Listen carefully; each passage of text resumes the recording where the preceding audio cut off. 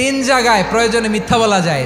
এক নাম্বার, আপনার ওয়াইফকে খুশি করার জন্য, সে একটু এরকম না বলে একটু কৌশল করে বললে খুশি হবে, ওটা বলা যায়। দুই নাম্বার, জীবন মরণের ব্যাপার, যান বাঁচানোর জন্য একটু কৌশল করে ঘুরিয়ে বললেন, এটা জায়েজ। তিন নাম্বার, দুইজন ঝগড়া লাগছে তাদেরকে মিলিয়ে দেওয়ার জন্য কৌশল করে একটু মিথ্যা বলা, ঘুরিয়ে বলা যায়। দুইজনের মধ্যে দেখলেন যে সম্পর্ক খারাপ, একজনরে বললেন, ভাই সে তো ওই দিন আপনার ব্যাপারে অনেক প্রশংসা। কি আমার ব্যাপারে প্রশংসা? কি বললো? এই বললো আপনি নাকি এই করছেন ওই করছেন, অনেক প্রশংসা। লোকটার মন খুশি হয়ে যাবে তার ব্যাপারে, ঠিক কিনা?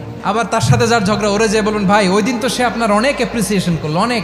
সে তো অবাক, কি রে বলে কি? এই যে দুইজনের ব্যাপারে দুইজনের একটু ভালো ভালো কথা বলে দিচ্ছেন, একদিন দেখবেন রাস্তা দিয়ে হাঁটার সময় একে অপরকে সালাম দিয়ে ফেলছে, সালাম দিয়ে বুকে জড়ায় ধরছে, আছে না নাই?